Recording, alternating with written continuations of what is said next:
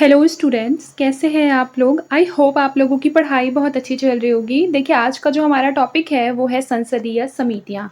देखिए, संसदीय समितियाँ को इंग्लिश में कहते हैं पार्लियामेंट्री कमिटीज़। आई होप आप लोगों को पता होगा, नहीं पता है तो नोट डाउन कर सकते हैं। देखिए, संसद के जो कार्य होते हैं, संसद के कार्यों को अधिक प्रभावी एवं विशेषज्ञतापूर्ण या फिर सुव्यवस्थित बनाने के लिए संसदीय समितियों को गठित किया जाता है। चूँकि संसद के दोनों सदनों, जैसे मान लीजिए लोकसभा हो गया और राज्यसभा, दोनों सदनों में सभी मुद्दों पर विस्तार से चर्चा करना संभव नहीं हो पाता है। इसीलिए ये जो स्पेशल समिति जो बनाई जाती है, इस समिति के ज़रिए विभिन्न विषयों पर गहन अध्ययन और अनुशंसा की जाती है। इसके लिए संसदीय समितियाँ बनाई जाती है। यहाँ पर देखिए, संसदीय समितियों के क्या कार्य है वो दिया हुआ है, जैसे कार्यपालिका पर नियंत्रण, सदन में चर्चा, विधि का निर्माण एवं संसदीय कार्यों का प्रबंधन। याद रखिएगा कि संसदीय समिति वह समिति होती है जो संसद द्वारा गठित की जाती है और जो संसद के लिए कार्य करती है। इसके जो सदस्य होते हैं वो संसद के सदस्य होते हैं और ये जो समिति होती है वो क्या करती है? संसद को अपनी रिपोर्ट प्रस्तुत करती है। देखिए, यहाँ क्या लिखा है? संसदीय समितियाँ सदन के ही लघु रूप है और समितियों के बिना संसद का कार्यपालिका पर प्रभावी नियंत्रण नहीं हो सकता। इसीलिए यह संसद के आँख एवं कान कहे जाते हैं। याद रखिएगा, ये आप आंसर राइटिंग के लिए लिख लेंगे कि जो संसदीय समितियाँ होती है वह संसद के आँख एवं कान कहे जाते हैं। फिर देखिए, संसद की कार्यपालिका पर वित्तीय नियंत्रण के लिए लोक लेखा समिति। देखिए, लोक लेखा समिति जो होती है ना, जिसे कि बेसिकली पब्लिक अकाउंट कमेटी कहते हैं, इसमें टोटल 22 मेंबर होते हैं, जिसमें 15 लोकसभा के होते हैं और राज्यसभा के 7 मेंबर होते हैं। याद रखिएगा, लोक लेखा समिति जो होती है वो संसद की सबसे महत्वपूर्ण क्या होती है? स्थायी समिति होती है। क्या होती है? स्थायी समिति होती है। इसका मुख्य कार्य होता है भारत के जो बेसिकली भारत सरकार है उसके खर्चों की जांच करना और ये सुनिश्चित करना कि जनता का पैसा जो है वो सही तरीके से खर्च हो रहा है या फिर नहीं। आगे देखिए, लिखा है जिस मद के लिए संसद से खर्च की अनुमति ली गई है उसी मद पर पैसा खर्च होना चाहिए। फिर है खर्च करने की प्रक्रिया क्या होनी चाहिए? सही होनी चाहिए। खर्च मितव्ययता से होना चाहिए। फिर है लोक लेखा समिति के सदस्यों का कार्यकाल 1 वर्ष होता है। ये आप नोट कर लेंगे कि लोक लेखा समिति के सदस्यों का जो कार्यकाल है वो 1 वर्ष होता है और निर्वाचन आनुपातिक प्रतिनिधित्व की एकल संक्रमणीय प्रणाली के द्वारा होता है। फिर है परंपरा के अनुसार लोक लेखा समिति को लोकसभा की समिति कहा जाता है, क्योंकि इसका जो मूल कार्य होता है वो कार्यपालिका पर वित्तीय नियंत्रण बनाए रखना है। परंपरा के अनुसार लोक लेखा समिति का जो अध्यक्ष होता है वो विपक्षीय दल का मेंबर होता है। ये बहुत लोग कंफ्यूज हो सकते हैं, लेकिन इस बात को आप लोग नोट कर लेंगे कि लोक लेखा समिति जो होता है, पब्लिक अकाउंट कमेटी जिसे कहते हैं, उसका जो अध्यक्ष होता है वो विपक्षीय दल का सदस्य होता है। आइए एक छोटा सा चीज जो है वो मैं आपको समझा देती हूँ। देखिए, जो संसदीय समिति होती है वो मुख्यतया 2 प्रकार की होती है। पहला होता है स्थायी समिति और दूसरा होता है तदर्थ समिति। स्थायी समिति को हम बोलते हैं स्टैंडिंग कमिटी। क्या बोलते हैं? फर्स्ट वाला क्या है? Standing committee. और जो सेकंड वाला है इसको हम बोलते हैं एड हॉक कमिटी। क्या बोलते हैं? Ad hoc committee. ठीक है, इस बात को याद रखिएगा। याद रखिएगा कि जो स्थायी समिति है वह क्या होती है? हमेशा बनी रहती है, हर वर्ष पुनर्गठित होती है। इसको क्या बोलते हैं? स्थायी समिति कहते हैं। इसका जो कार्य होता है वो है मंत्रालयों के बजट और विधेयकों की समीक्षा करना। अगर एग्जाम्पल के रूप में हम देखें कि जो स्टैंडिंग कमेटी है उसको क्या एग्जाम्पल हो सकते हैं, तो याद रखिएगा कि जो वित्त समिति होती है या फिर गृह मामलों पर जो समिति बनती है वह स्थायी समिति होती है। और जो एडहॉक कमिटीज़ होते हैं, इसका मेन जो ऑब्जेक्टिव होता है वो किसी भी स्पेशल मुद्दे के लिए क्या होती है? गठित होती है। जैसे मान लीजिए किसी घोटाले की जांच करना है, ठीक है, तो उस घोटाले की क्या हुई? जांच हो गई और उसके पश्चात क्या हो गया? यह कमेटी अपने आप भंग हो जाता है। ठीक है, अभी हम लोगों ने लोक लेखा समिति पढ़ा है, ठीक है, जो कि बेसिकली क्या करती है? लोक लेखा समिति सीएजी की रिपोर्ट का परीक्षण करती है। फिर उसके पश्चात अभी हम आगे और भी कमिटीज देखेंगे। देखिए, यहाँ क्या लिखा है? संसद की कार्यपालिका पर वित्तीय नियंत्रण में नियंत्रक एवं महालेखा परीक्षक की जो भूमिका होती है वो केंद्रीय होती है, जो लोक लेखा समिति का सहायक होता है। इसीलिए संसद का मित्र व मार्गदर्शक है। याद रखिएगा, जो बेसिकली लोक लेखा समिति है वह संसद का मित्र एवं मार्गदर्शक है, जिसके अभाव में कार्यपालिका पर वित्तीय निगरानी जो है वो कारगर नहीं हो सकती। देखिए, अगर आपको इतना समझ में आया तो अब हम लोग आगे बढ़ते हैं। देखिए, अब है आकलन समिति, जिसे प्राक्कलन समिति भी बोलते हैं, इसे बोलते हैं एस्टीमेट कमिटी, ठीक है? देखिए, बेसिकली क्या होता है ना कि सरकार की योजनाओं में जो खर्च होता है, उसकी समीक्षा करने के लिए प्राक्कलन समिति का गठन किया जाता है। फर्स्ट पॉइंट क्या लिखा है कि यह लोक लेखा समिति की जुड़वा समिति कहलाती है। जैसे मैंने बताया, बेसिकली यह खर्च से रिलेटेड है, ठीक है? सरकार जो खर्च करती है, उससे रिलेटेड है। लोक लेखा समिति भी बेसिकली खर्चों से रिलेटेड है। फिर उसके बाद देखिए, इसीलिए इसको क्या बोलते हैं, प्राक्कलन समिति को लोक लेखा समिति की जुड़वा समिति कहते हैं। फिर है, लेकिन लोकसभा समिति जो है, इसे क्या कहा जाता है, लोकसभा की समिति कहा जाता है। कई बार ये क्वेश्चन जो है वो पूछ लिया जाता है कि लोकसभा की समिति किसे कहा जाता है। और मान लीजिए 4 ऑप्शन दे देंगे, प्राक्कलन समिति दे देंगे, अनुमान समिति मान लीजिए दे दिया, लोक उपक्रम समिति, और दे दिया जाएगा कि लोक लेखा समिति। तो आप लोगों को ये बात पता होना चाहिए कि लोकसभा की जो समिति है, वो आकलन या फिर प्राक्कलन समिति कही जाती है। एक बात और याद रखने वाली है, इसे नोट कर लीजिएगा कि इसमें केवल लोकसभा के ही मेंबर होते हैं। कितने मेंबर होते हैं? टोटल 30 मेंबर होते हैं प्राक्कलन में, लेकिन केवल और केवल लोकसभा के होते हैं। कई बार आप कंफ्यूज हो सकते हैं। आगे देखिए, प्राक्कलन समिति लोक लेखा समिति की जो है वो भांति अनुपातिक प्रतिनिधित्व की एकल संक्रमणीय पद्धति से निर्वाचित तो होती है। फिर देखिए, इसका जो मूल कार्य है वो सरकार के द्वारा किए गए आकलन को बेहतर बनाना है तथा आकलन को कुशल बनाने के लिए सांगठिकी और फिर है प्रशासकीय परिवर्तन का सुझाव भी दिया जाता है। फिर देखिए, वित्तीय नियंत्रण के लिए तीसरी जो महत्वपूर्ण समिति है वह सार्वजनिक उपक्रमों से संबंधित एक संयुक्त समिति है। इसमें लोकसभा एवं राज्यसभा दोनों सदनों के सदस्य के बेसिकली जो मेंबर है दोनों से लिए जाते हैं, जैसे कि 15 और 7, ठीक है? 15 7 माइनस 22, सॉरी ये इक्वल है, ठीक है? यानी कि इसमें 15 मेंबर लोकसभा से, 7 मेंबर जो है वो राज्यसभा से, और टोटल मिलाकर इसमें 22 मेंबर होते हैं। किसमें? लोक लेखा समिति में। देखिए, विधि निर्माण का कार्य भी, जैसे संसद का मूल कार्य विधि निर्माण का है और प्रत्येक मंत्रालय के द्वारा प्रस्तावित विधेयक जो है वो विभागीय समितियों को सौंपा जाता है। इसके अतिरिक्त सांसदों की मांग पर संयुक्त समिति या प्रवर समिति का गठन किया जाता है। किस समिति का? प्रवर समिति या फिर संयुक्त समिति। देखिए, यहाँ लिखा है संसदीय कार्यों के प्रबंधन के लिए। जैसे देखिए, इसमें लिखा है फर्स्ट पॉइंट की कार्यपालिका को उत्तरदायी बनाए रखने के लिए प्रदत्त विधान समिति का गठन किया गया है तथा मंत्रियों के द्वारा सदन के पटल पर दिए गए आश्वासन की जांच के लिए सरकारी आश्वासनों से संबंधित समिति का गठन किया गया है। आगे देखिए, वंचित वर्गों के संरक्षण के लिए गठित समितियां। जैसे फर्स्ट पॉइंट लिखा है कि अनुसूचित जाति जनजाति से संबंधित मुद्दों के लिए 30 सदस्यीय समिति का गठन किया गया है, जिसमें कि महिलाओं के सशक्तिकरण के लिए भी 30 सदस्यीय समिति का निर्माण किया गया है। तो इसमें टोटल कितने मेंबर होते हैं? 30 मेंबर होते हैं, इस बात को याद रखिएगा, जिसमें कि 20 जो है वो बेसिकली लोकसभा से और 10 जो हो जाते हैं वो राज्यसभा से हो जाते हैं। अब देखिए, संसदीय समितियों में कुछ खामियां भी होंगे, सारे तो गुण नहीं हो सकते किसी भी चीज में, तो इसीलिए हम देख लेते हैं क्या क्या खामियां। फर्स्ट पॉइंट है कि संसदीय समितियां जो है वो सदन को विशेषज्ञता प्रदान करने के लिए बनाई जाती है, परंतु वर्तमान में जो सांसद है वो विषय विशेषज्ञ नहीं है। फिर देखिए, एक सांसद अनेक संसदीय समितियों का मेंबर होता है, इसीलिए संसदीय समितियों की गणपूर्ति नहीं हो पाती, क्योंकि सांसद क्या हो जाते हैं? अनुपस्थित होते हैं। फिर देखिए, जो संसदीय समिति है उसका निर्माण दलीय राजनीति को समाप्त करने के लिए किया गया है, परंतु समितियों में दलीय विभाजन उभर रहे हैं। लोक लेखा समिति में 2G के मामले की जांच के लिए बीजेपी व कांग्रेस सांसदों के बीच राजनीतिक मतभेद सार्वजनिक हो गया था। निष्कर्ष देख लीजिए, निष्कर्ष बहुत इंपॉर्टेंट है। आप किसी भी आंसर को लिखे तो निष्कर्ष आपको जरूर से जरूर लिखना है।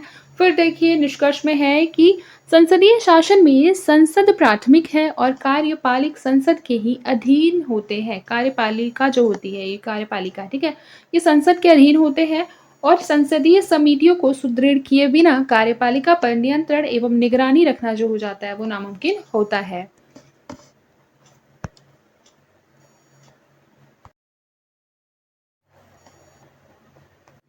फिर देखिए, हम लोग अगला समझते हैं लोक उपक्रम समिति क्या होता है। याद रखिए, लोक उपक्रम समिति को हम इंग्लिश में कहते हैं कमिटी ऑन पब्लिक अंडरटेकिंग्स।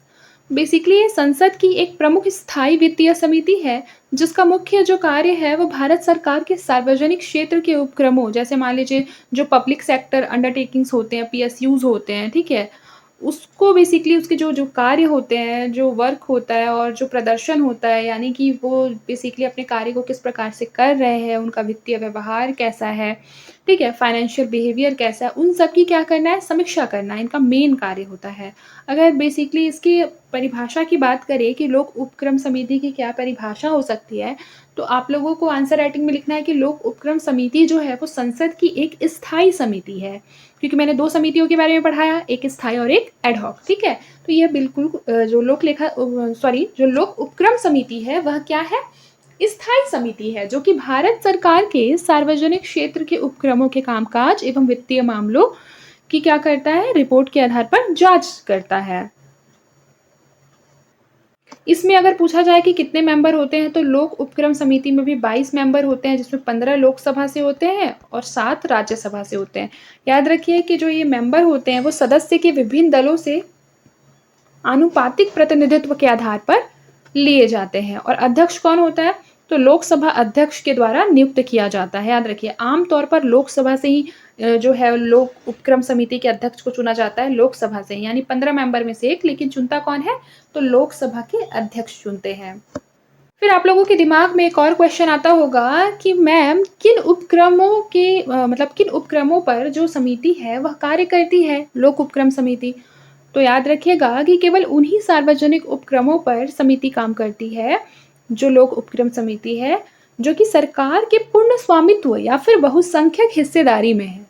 आप लोग यहाँ पर नोट कर लेंगे, जो भी सरकार के पूर्ण स्वामित्व में है जो कंपनी, या फिर बहुसंख्यक में जो हिस्सेदारी में है, उस पर ही यह कार्य करती है। जैसे मान लीजिए हो गया आपका ओएनजीसी हो गया, ठीक है? या फिर सेल हो गया, फिर उसके बाद अगर मान लीजिए भेल हो गया, या फिर मान लीजिए एनटीपीसी हो गया, इत्यादि पर कार्य करती है लोक उपक्रम समिति।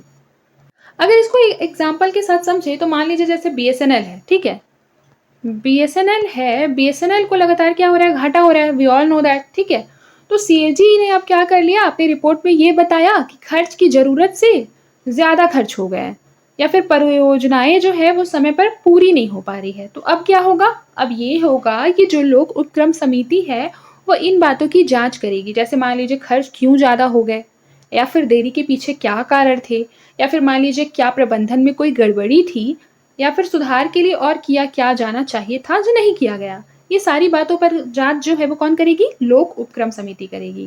तो आई होप कि आपको लोक उपक्रम समिति का जो कार्य है वो समझ में आ रहा होगा। अब आप लोग अगर इसका इम्पोर्टेंस जाने कि लोक उपक्रम समिति का क्या महत्व है, तो देखिए, सबसे पहली बात तो कि जो जनता है, जनता के धन का सही उपयोग होगा। फिर सरकारी कंपनियों की जवाबदेही तय होगी। उसके अतिरिक्त अगर देखें तो कार्यपालिका पर निगरानी रखी जा सकेगी, या फिर और देखें तो पीएसयू के प्रदर्शन को इससे क्या होगा, जो पीएसयू है उसका प्रदर्शन बेहतर होगा। अब देखिए, अगला समिति जो है वो है अनुमान समिति, ठीक है? तो ये क्या है? एक प्रमुख स्थायी वित्तीय समिति, जिसका मुख्य उद्देश्य क्या होता है? यह देखना कि सरकार के द्वारा जो किए गए खर्च है उसका अनुमान सही है या फिर नहीं, ठीक है? इस बात को याद रखिएगा। और इसका मुख्य उद्देश्य होता है बजट अनुमानों की समीक्षा करना, या फिर अतिरिक्त व्यय या फिर अनावश्यक खर्च की पहचान करना, या फिर विकास और प्रशासन के सुधार की जो सुझाव है वो देना। इसमें कितने मेंबर होते हैं? तो मेंबर सबसे इम्पोर्टेंट है, 30 मेंबर होते हैं। और याद रखिएगा, सभी के सभी क्या हो जाते हैं? लोकसभा से होते हैं, और राज्यसभा के कोई मेंबर यहाँ पर नहीं होते हैं। और जो अध्यक्ष है वो किसके द्वारा चुना जाता है? लोकसभा अध्यक्ष के द्वारा। कार्यकाल कितना होता है? 1 वर्ष का होता है। इस बात को याद रखना है। देखिए, एक एग्जाम्पल से इसको समझिए। जैसे मान लीजिए कि जो सरकार है उसने क्या किया है, ग्रामीण सड़क योजना के लिए 10,000 करोड़ रुपए का बजट रखा है। कितना? 10,000 करोड़ रुपए का। अब अनुमान समिति क्या करती है, यह देखेगी कि मान लीजिए क्या यह राशि वास्तव में आवश्यक है, या फिर पिछली बार जितना पैसा दिया गया था उसका क्या उपयोग हुआ, ठीक है? उसको पूरा वो एनालाइज करेगी। क्या कम राशि में भी बेहतर काम किया जा सकता है, या फिर क्या योजना में और सुधार की आवश्यकता है? ये सारा काम कौन कर रहा है देखने का? अनुमान समिति। तो अब अब यहाँ पर ध्यान से समझिए और सुनिए, ठीक है? अगर कंपैरिजन करें हम तो लोक लेखा समिति का मैंने बताया कि वो बेसिकली खर्च की जांच करती है, सीएजी की जो रिपोर्ट होती है उसकी जांच करती है, उसमें 22 मेंबर होते हैं। लोक उपक्रम समिति में 22 मेंबर होते हैं, 15 और 7 का रेशियो होता है लोक उपक्रम में। लोक लेखा समिति, लोक उपक्रम समिति ऑलमोस्ट थोड़ा थोड़ा सेम है मेंबर के लिए।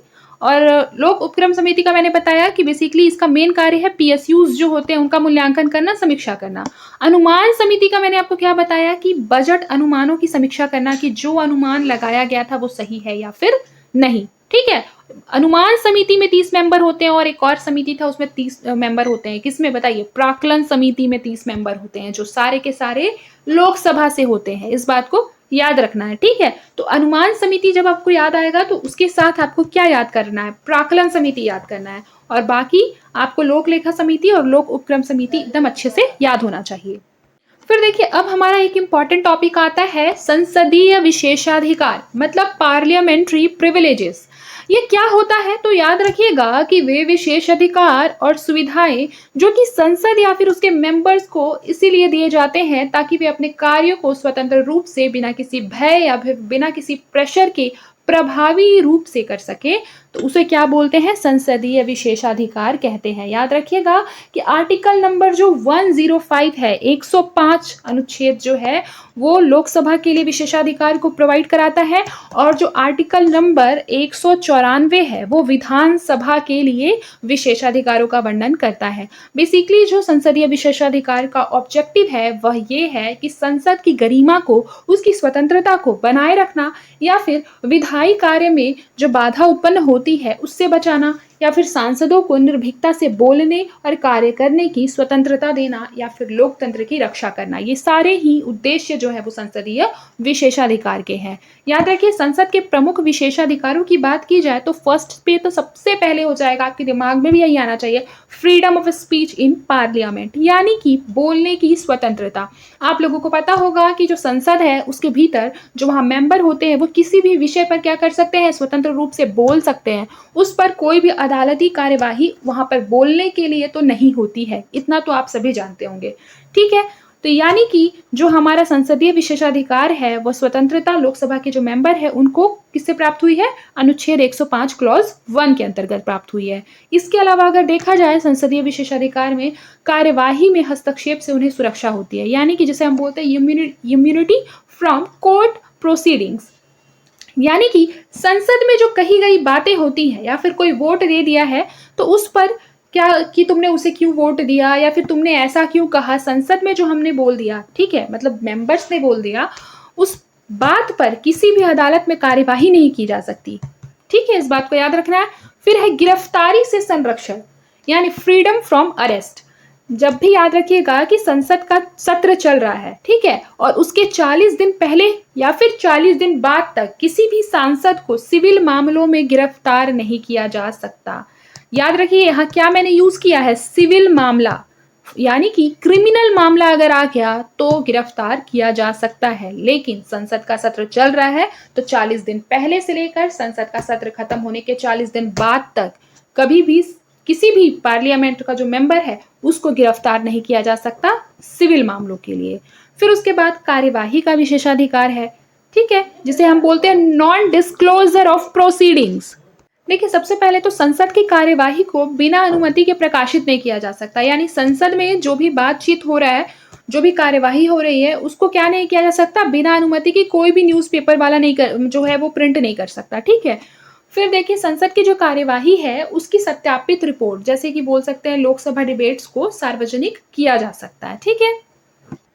फिर उसके बाद आता है संसद की अवमानना, जिसे बोलते हैं कंटेम्प्ट ऑफ पार्लियामेंट। याद रखिए कि अगर कोई भी जो संसद है या फिर उसके कोई मेंबर है, ठीक है, मतलब मान लीजिए कि उसके कार्य में क्या हो रहा है? बाधा उत्पन्न कर रहा है, किसके कार्य में? संसद के कार्य में, तो वो क्या कहलाएगा? संसद की अवमानना कहलाएगा। तो संसद की अवमानना करने वाले के खिलाफ क्या हो सकता है? कार्यवाही हो सकता है। आई होप कि आप लोगों को समझ में आया होगा। देखिए संसदीय विशेषाधिकार भी दो टाइप के होते हैं। फर्स्ट होता है व्यक्तिगत विशेषाधिकार और दूसरा होता है सामूहिक विशेषाधिकार। यानी कि व्यक्तिगत विशेषाधिकार वह अधिकार जो कि प्रत्येक सांसद को व्यक्तिगत रूप से मिलते हैं, जैसे बोलने की स्वतंत्रता हो गई या फिर गिरफ्तारी में छूट हो गया। लेकिन सामूहिक विशेषाधिकार क्या होते हैं? सामूहिक विशेषाधिकार जो कि संसद को एक संस्था के रूप में मिलते हैं, जैसे कि किसी भी कार्यवाही को जो संसद में चल रही है उसको गोपनीय रखने का अधिकार। ठीक है, लेकिन एक बात हमेशा याद रखना है कि कभी भी कोई भी चीज लिमिटलेस नहीं है, यानी सबके ऊपर लिमिट लगा हुआ है। जैसे देखिए, जो विशेषाधिकार संसद को मिलता है वो संसद के बाहर लागू नहीं होता है, केवल संसद के भीतर। आप संसद के भीतर कुर्सी उठा के लड़ लीजिए, मार लीजिए, पीट लीजिए, लेकिन बाहर ऐसा कुछ नहीं होगा। याद रखिए कि संसद का जो विशेषाधिकार है वो जनता के सामान्य मूल अधिकार जो है उससे भी ऊपर नहीं है, यानी फंडामेंटल राइट जो है वो संसदीय विशेषाधिकार से ऊपर आता है। तो इस तरीके से कह सकते हैं कि जो संसदीय विशेषाधिकार है वह क्या है? भारत के लोकतंत्र की एक रीढ़ है। वे सांसदों को भयमुक्त होकर कार्य करने की स्वतंत्रता देते हैं। अब देख लेते हैं नोट्स में क्या लिखा है। नोट्स में हालांकि वही सारी चीजें लिखी हुई हैं। देखिए, लिखा है संविधान के अनुच्छेद 105 में और 194 में सांसदों एवं विधायकों के लिए विशेषाधिकार का उल्लेख किया गया है। सांसदों के लिए आर्टिकल नंबर 105 और विधायकों के लिए 194।